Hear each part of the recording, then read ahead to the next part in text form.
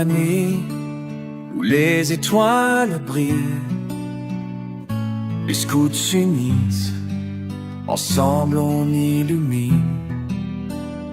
On partage des rires, on bâtit des rêves, chaque moment vécu, une flamme qu'on élève. La nature. Voilà, bonjour chers téléspectateurs et très chers internautes, bienvenue dans notre émission La Flamme Scout. Je sais que vous êtes nombreux devant vos postes téléviseurs en train de nous suivre. Je suis en direct ici avec le commissaire général, tel que prévu bien évidemment qu'aujourd'hui je dois accueillir pour vous les commissaires généraux, mais aussi le titre, la délégation de la FESCO qui ont représenté au 19e conférence africaine du scoutisme. Mais avant tout, je vous propose de suivre l'ambiance qui s'est passée au 19e conférence africaine du scoutisme. Sibé et Osiré.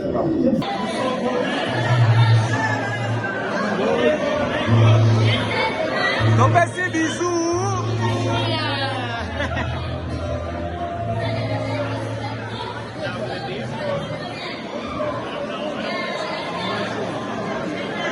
Donc merci, bisous.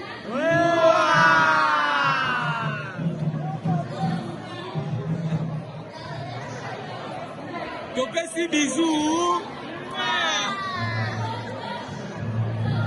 Donc merci, bisous.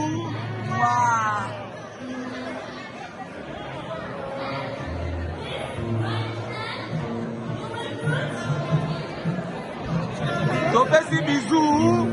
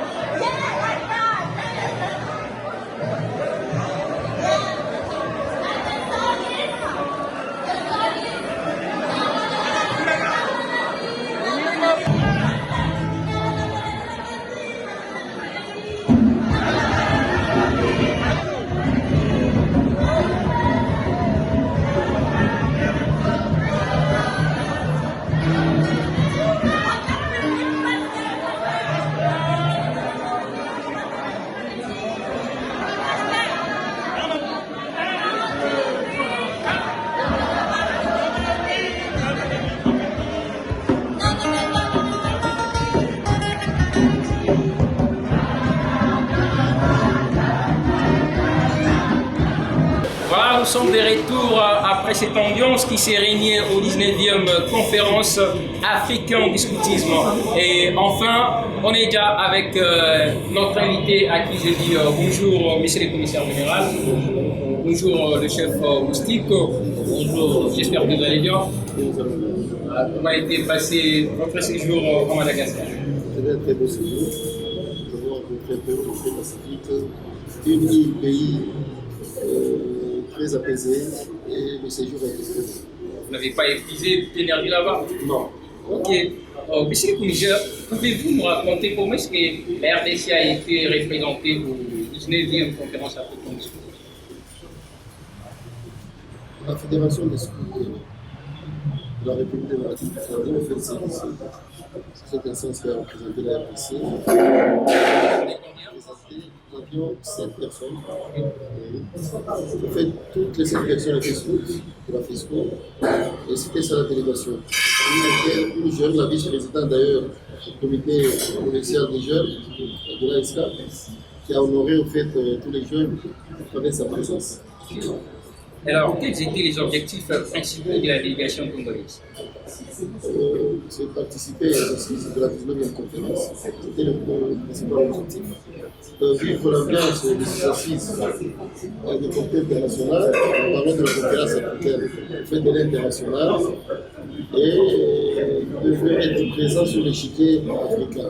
Parce que tout compte fait, la FESCO fait partie des grandes organisations internationales que compose la conférence. Quelles ont été vos impressions en racontant les autres représentants? Notre impression était très bonne, et notre présence d'ailleurs. Ferry, rien que par notre drapeau qui a flotté tout haut. Si vous avez les images, vous aurez pu voir que le drapeau de la RDC est posé parmi tous les autres drapeaux. Le fait, ça donne déjà l'ambiance et même l'importance de notre OSL, c'est-à-dire l'Organisation Scout Nationale. Et notre présence a fait l'ambiance d'autres OSL et autres ASL aussi. Et ce qui fait que sur l'échiquier africain, nous avons été parmi les plus visibles. Voilà. Chef Moustique, vous avez d'autres mots à ajouter par rapport aux appréciations que vous avez pendant les temps que vous avez passé à Madagascar? Oui, merci pour la parole apportée. Il est évident que Madagascar, nous avons rencontré des gens, d'abord un peuple là qui est discipliné, du point de vue organisation, qui sont d'abord disciplinés. Ça nous a permis de leur comprendre en peu de temps. Ils étaient très ouverts et très gentils. La conférence a duré pendant combien de temps? La conférence, proprement dit, si nous mettons avec le forum, c'était au-delà de ça, le forum des jeunes. La conférence a commencé le 17 et a pris fin le 21. Donc, c'est 4 jours d'attente. Voilà. L'organisation, l'accueil au niveau de l'aéroport. Ils ont pris vraiment le temps de s'organiser. Tout le scout du monde et d'Afrique qui est arrivé à l'aéroport d'Antananarivo était bel et bien accueilli.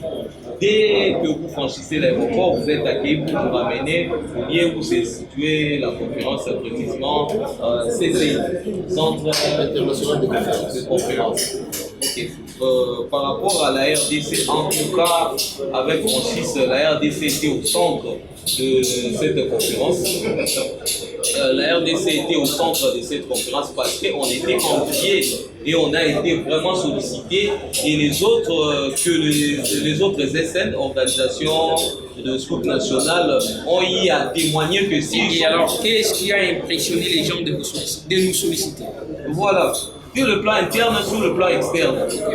Nous avons des chefs qui ont déjà eu à remporter les prix au éléphant d'Afrique.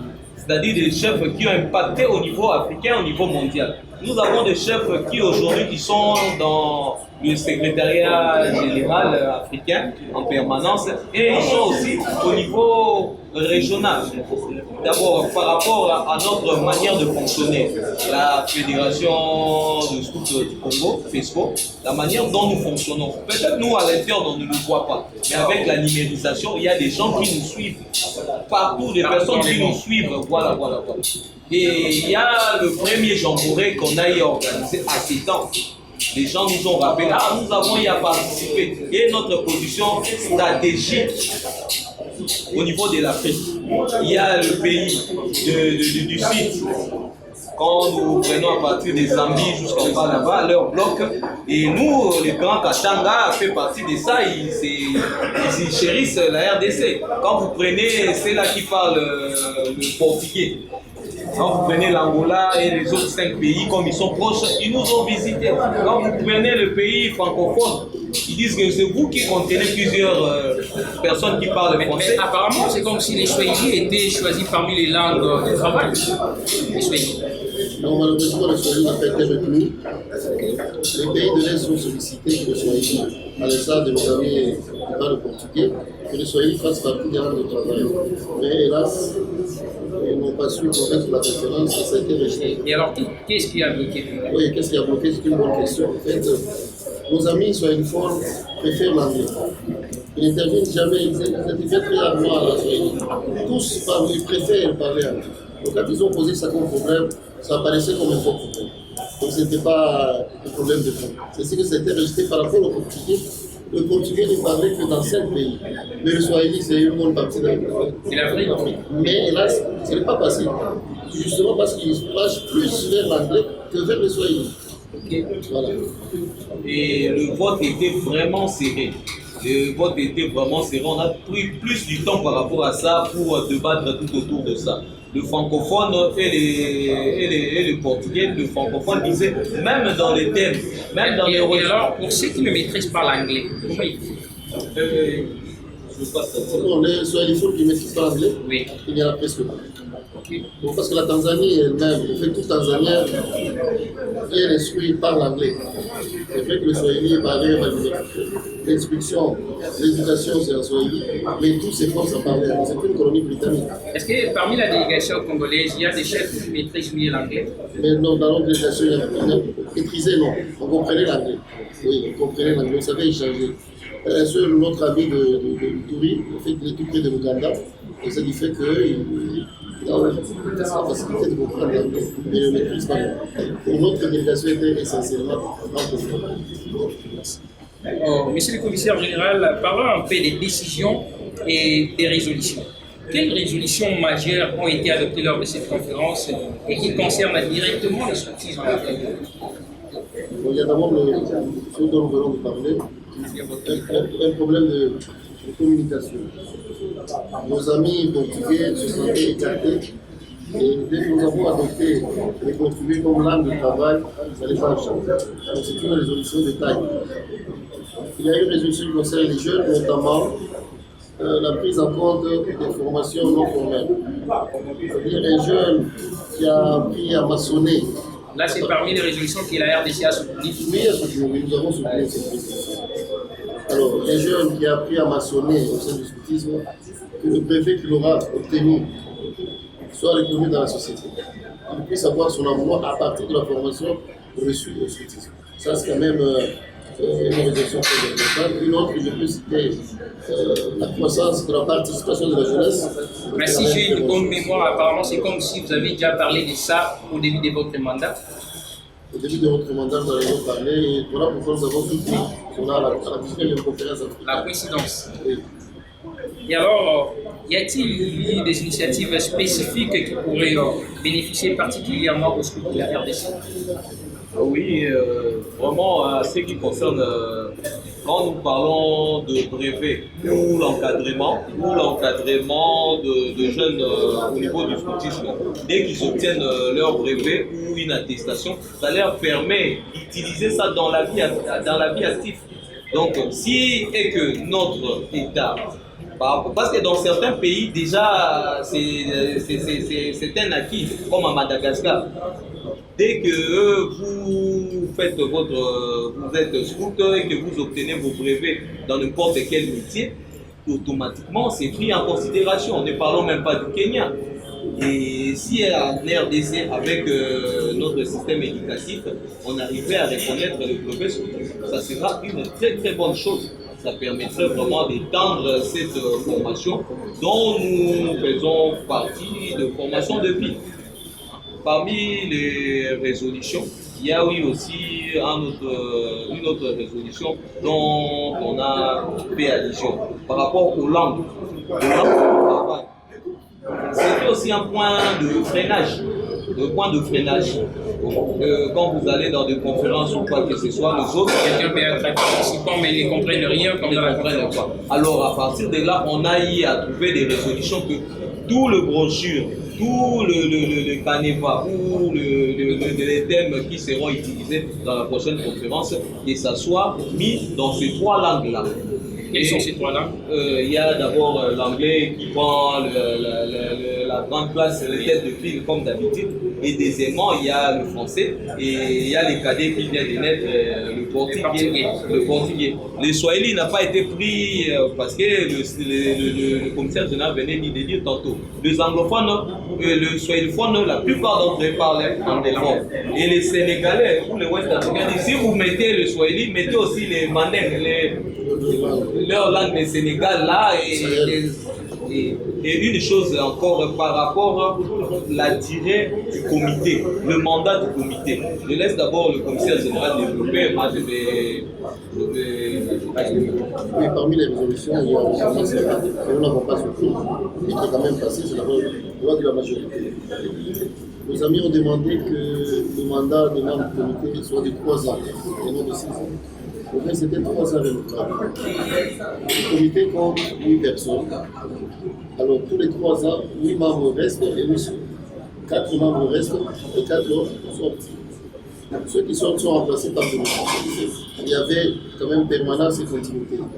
Mais cette fois-ci, on a voté dans le sens de faire tomber tous les 8 membres et qu'on recommence. se disent, bon, c'est pas dit que tous les 8 vont partir, on peut encore les réélire. Donc ça devient un processus. Et notre considération était que ça présentait un enjeu, dans le sens que l'aspect élection, l'aspect électif risquait de prendre le dessus de la conférence elle-même. Ça ferait l'enjeu principal de la conférence.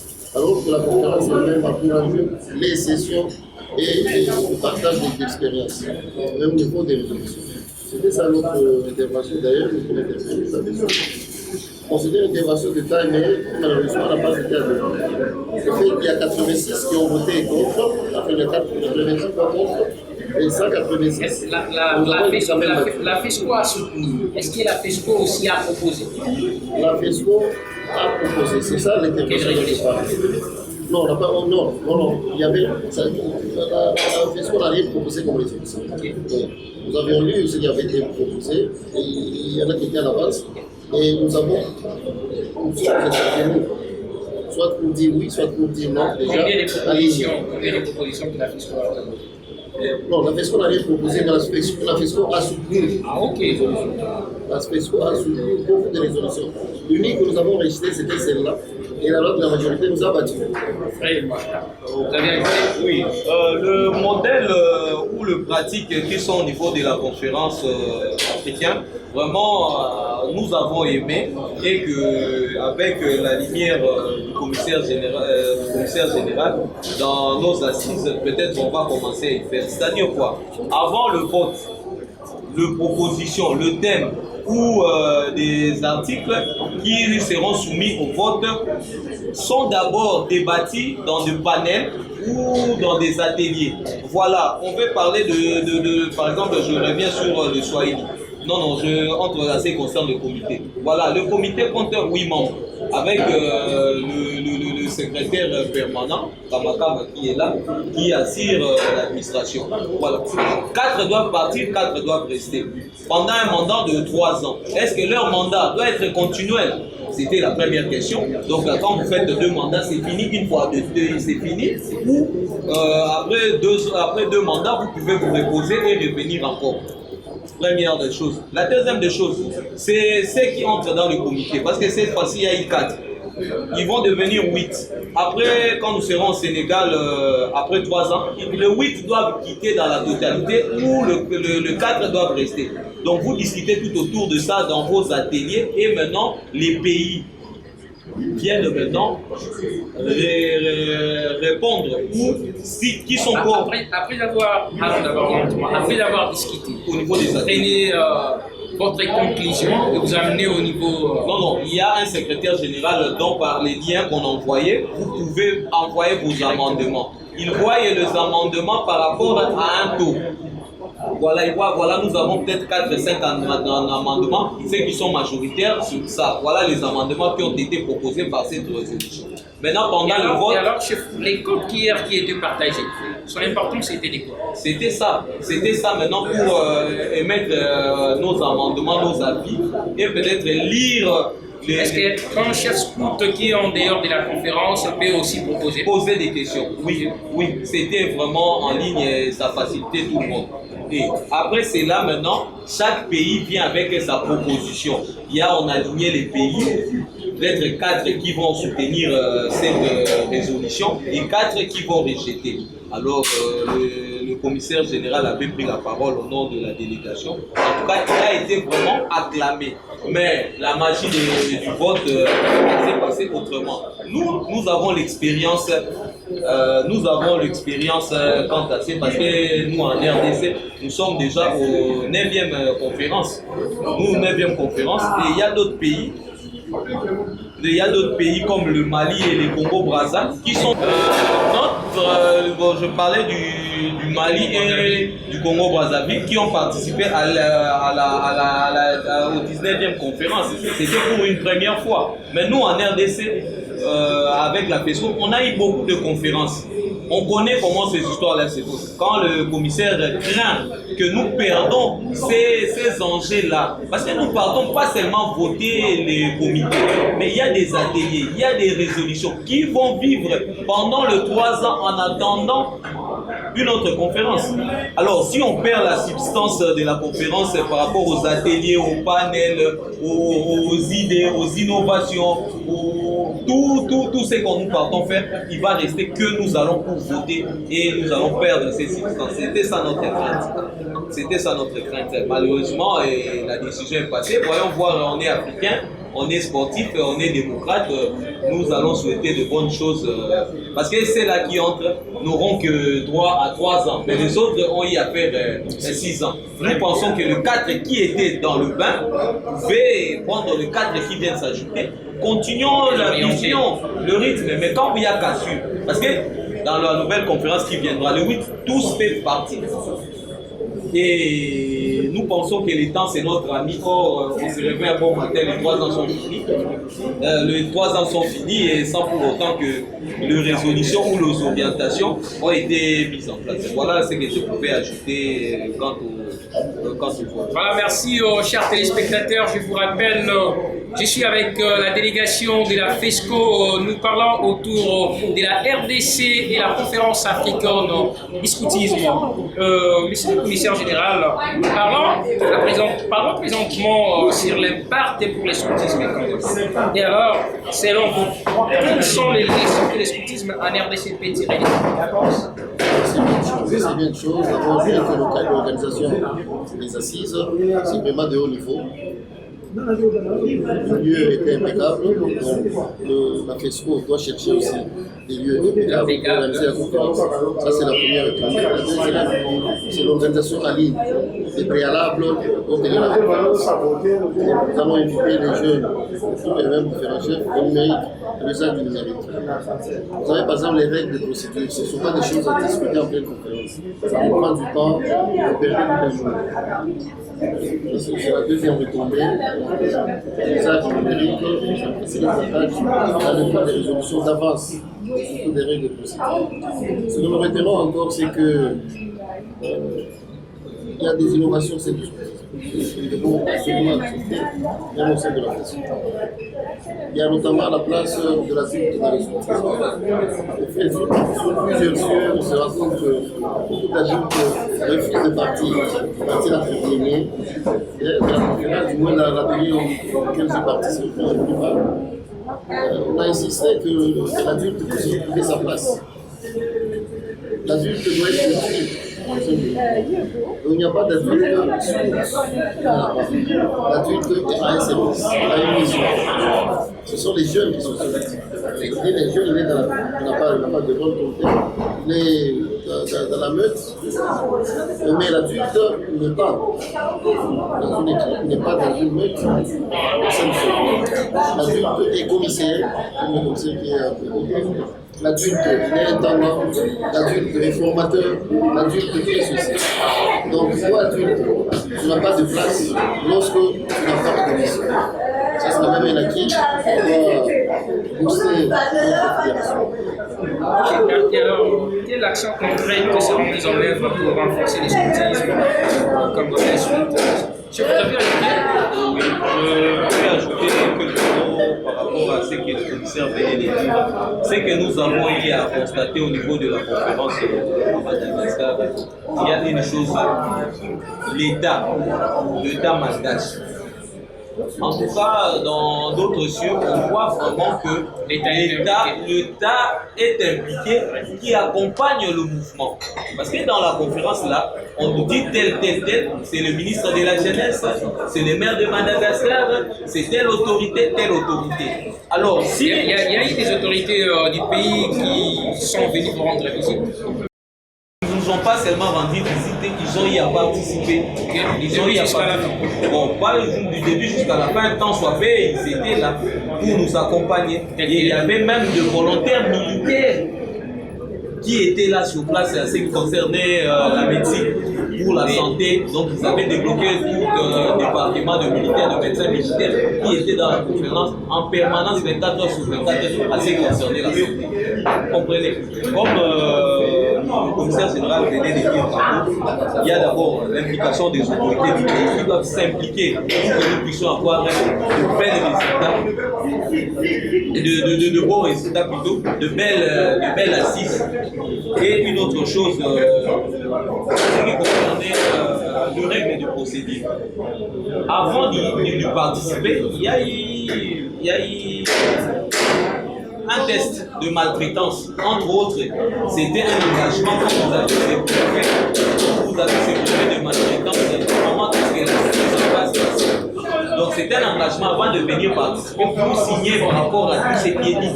On ne vient pas pour commencer à discuter les règles de procédure. Non. Vous signez déjà les règles de procédure. Moi qui participe à ces assises à la conférence, je m'engage à respecter ça, les lignes de conduite. Et à tout moment que vous soyez participant, délégué, observateur ou une autre personne, vous avez eu à payer. Mais dès que vous marchez en dehors des règles de procédure, vous payez tout. Sans autre forme de procédure. C'est qu'on va impliquer chez nous. Et puis, le payer. Si on veut avoir un bel cadre, une bonne conférence, on doit mettre le moyen, élever un peu le niveau du commissaire. Monsieur le commissaire général, quelle action concrète nous ont fait pour réaliser ce que vous avez vécu là-bas?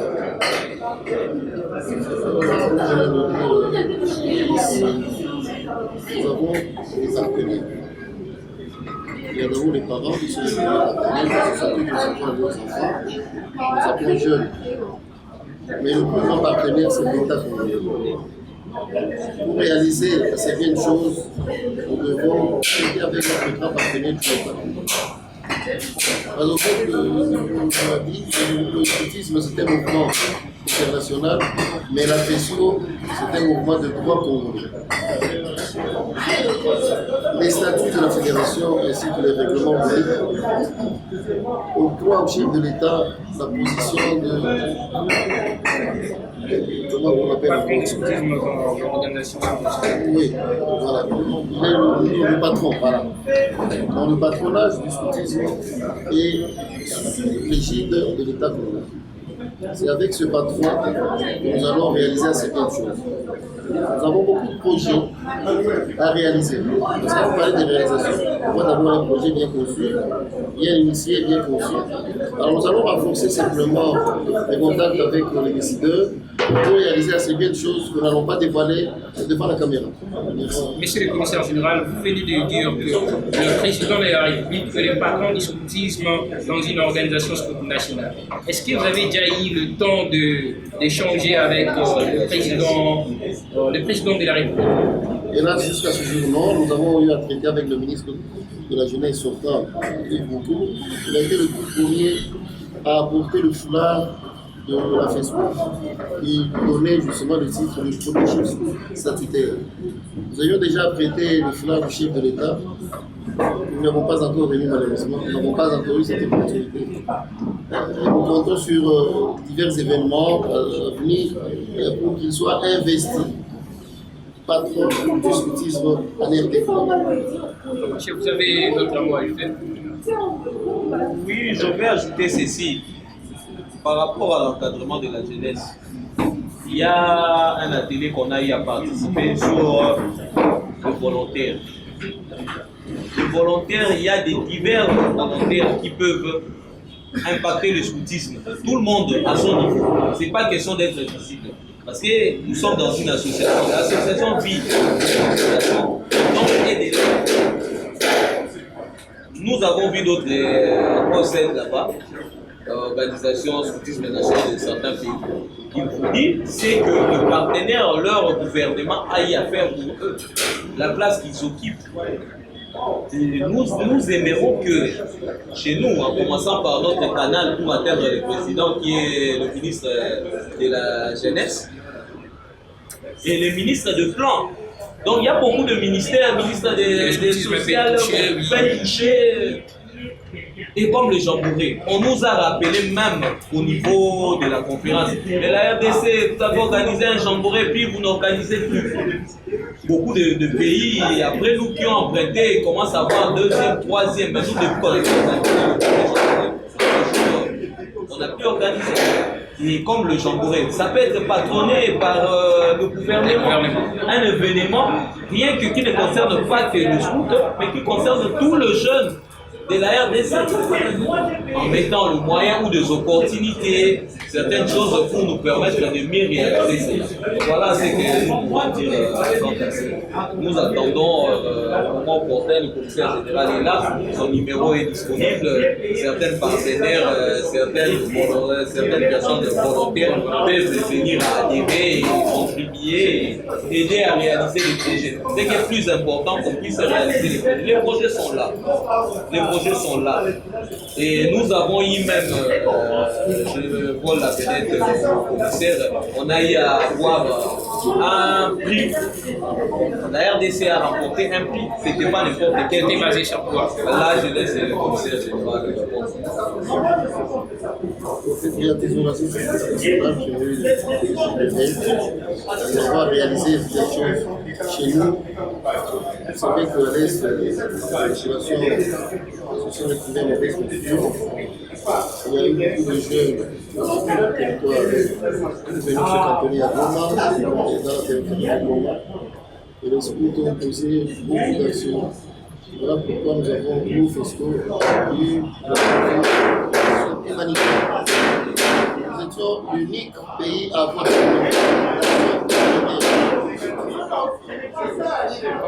Monsieur le commissaire général, nous chutons déjà vers la fin de cette émission. En 2025, vous avez participé au 19e conférence africaine du scoutisme.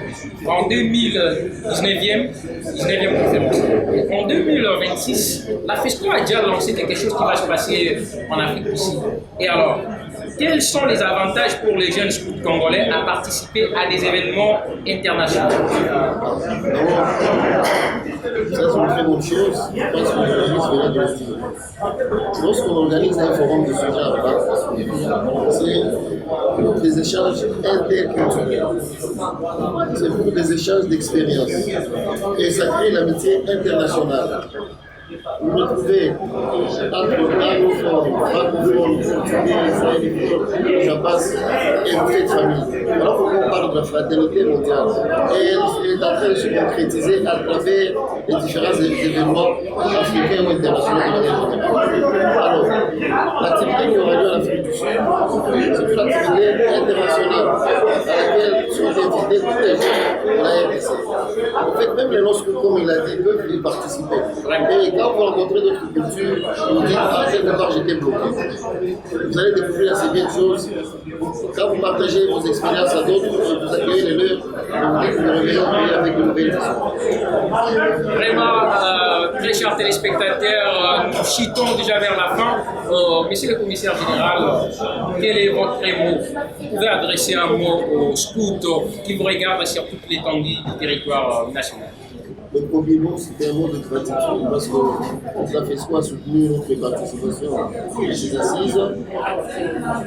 Chacun a mis la main à sa poche parce qu'en fait, on a été sponsorisé par un partenaire. C'est la délégation pour faire cette personne